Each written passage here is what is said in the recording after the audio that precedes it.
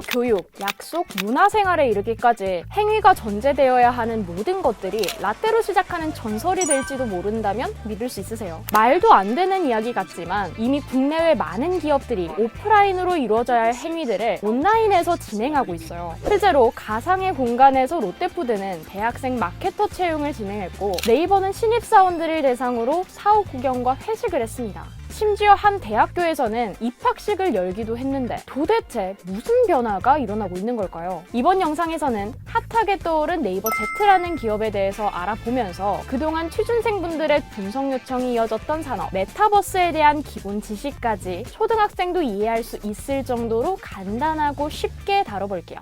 일단 이번 영상의 핵심 개념이 될 메타버스는 1992년 닐 스티븐슨의 스노우 크래시라는 소설에서 처음으로 등장한 단어예요. 가상을 의미하는 메타와 세계를 의미하는 유니버스의 합성어로 3차원 가상세계, 다시 말해 현실과는 다른 또 하나의 디지털 세계이면서도 현실과 가상이 융합되면서 만들어진 초현실적인 세계를 의미합니다. 최근에는 경계가 허물어지면서 복합된 경향을 보이는 콘텐츠들이 등장하고 있지만 크게 가상현실과 증강현실, 라이프로깅, 거울세계로 구분할 수 있어요. 한편 이런 메타버스의 진화는 게임에서부터 시작됐는데 시간이 지나면서 가상세계 속에서 일상을 나눌 수 있는 생활과 소통 기반 메타버스가 주목받기 시작해요. 그런데 기술이 발달된 지금도 아니고 옛날에 생활과 관련된 메타버스가 있었나 싶죠. 90년대생들의 향수를 자극하는 싸이월드가 생활과 소통에 기반한 메타버스의 일종이에요. 자, 그렇지만 여전히 우리는 메타버스 하면 게임하면 메타버스로 쉽게 생각하고 떠올려요. 그도 그럴 게 게임 산업 자체가 유저 대신 캐릭터가 존재하면서 플레이를 하고 커뮤니티를 형성하는 만큼 메타버스로 진화하기 유리한 조건을 가지고 있어서 접하기가 쉽거든요. 하지만 메타버스는 다양한 영역에서 존재해왔고 또 기술의 발전에 따라서 사회와 산업 전반에 걸쳐 확장하고 있어요. 실제로 현재는 앞에서 잠깐 이야기했던 메타버스의 4종류 중에서도 라이프로깅과 관련된 메타버스 콘텐츠들이 크게 성장하고 있는데, 라이프로깅 메타버스는 게임처럼 레벨업이나 퀘스트 완료를 통한 보상 등에는 목적을 두고 있지 않아요. 대신 인스타그램이나 페이스북처럼 나와 관련된 경험과 정보를 기록하고 사람들과 공유하는데, 이 라이프로깅 메타버스를 대표하는 게 이번 영상의 주인공인 제페토예요. 조금 더 정확하게 말하면 라이프로깅과 증강현실, 가상세계 메타버스의 특징을 모두 가지고 있는 플랫폼인데, 갑자기 제페토? 분명히 영상 초반에 네이버 Z라는 기업에 대해서 알아본다고 하지 않았나 싶죠? 혹시 스노우라는 카메라 앱 알고 계세요? 사용해 본 적은요? 스노우는 네이버가 2015년에 증강현실과 카메라 보정 기술을 결합해 자회사를 설립하면서 론칭한 서비스예요. 그리고 이 스노우에서 2018년 8월에 AR 아바타 기술을 기반으로 한 메타버스 플랫폼 제페토를 선보였는데, 이 서비스가 엄청난 인기를 끌어요. 빠른 속도로 이용자를 모으면서 성장한 제페토는 결국 2020년 3월에 본격적인 메타버스 시장과 관련된 미래 먹거리를 확보하기 위해서 자회사인 네이버 Z로 독립 론칭됩니다. 간단하게 정리하면 네이버의 자회사인 카메라 앱 스노우에서 메타버스 플랫폼인 제페토를 론칭했는데, 이 서비스가 너무 잘 돼서 이번 영상의 주인공인 네이버 Z라는 이름의 기업으로 다시 분사한 거예요.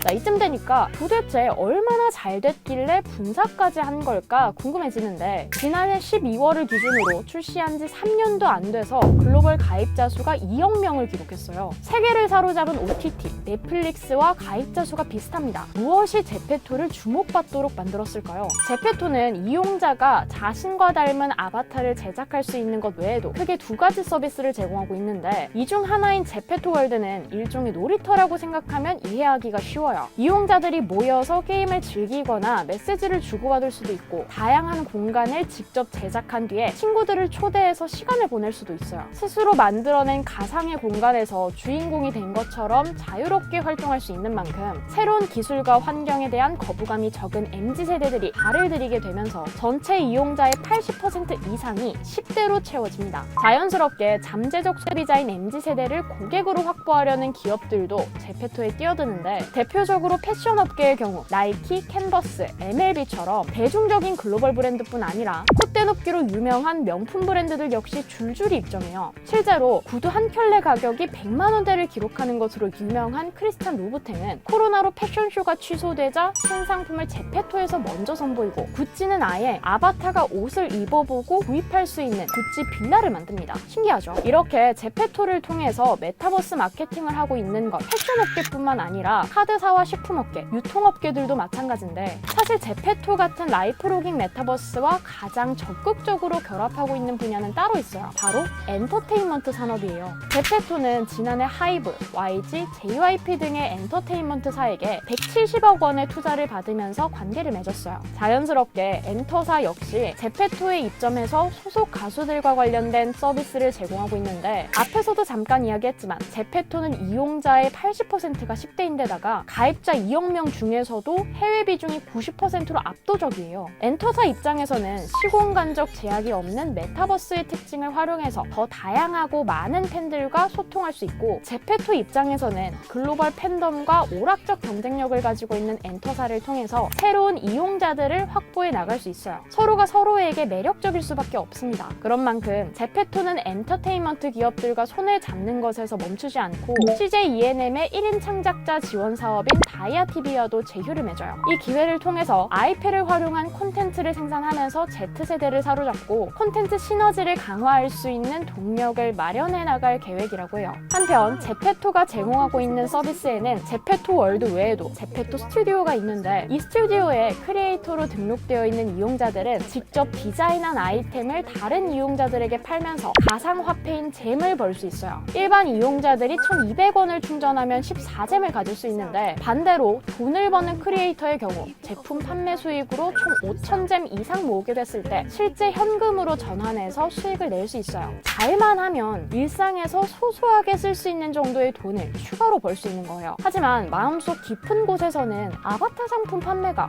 개인에게든 기업에게든 돈이 되면 얼마나 되겠어? 라는 생각이 들기도 하는데, 나이키만 해도 제페토에서 약 500만 개의 브랜드 굿즈를 판매하면서 해당 제품의 판매량이 오프라인을 넘어서는 일이 발생해요. 제페토는 단순히 가상세계에서 아바타로 소통하고 게임을 즐기는 것에서 끝나는 것이 아니라 이용자들이 스스로 콘텐츠를 생산하고 거래하게 만들면서 생태계를 만들어가고 있습니다. 어제보다 오늘, 오늘보다 내일 더 다채롭게 진화하고 있어요. 자, 네이버 Z의 제페토를 살펴보면서 함께 알아본 메타버스는 현재 MZ세대들의 단순한 놀이공간이 아니라 새로운 플랫폼으로 떠오르면서 현실의 일부를 가상세계와 연결하는 개념으로 자리 잡고 있어요. 대부분의 산업에서 메타버스가 활용될 가능성을 생각해 볼 수 있는 데다, 메타버스의 바탕 중 하나라고 볼 수 있는 VR과 증강현실에 관련해서도 기기 출하량이 2020년부터 6.23%의 성장률을 기록하면서 2025년에는 5,290만 대까지 늘어날 것으로 기대되고 있어요. 자연스럽게 메타버스 시장 규모가 2021년에 307억 달러, 한화로 약 34조 1,077억 원에서 2024년 2,969억 달러, 약 329조 8,559억 원까지 확대될 것으로 예상되고 있습니다.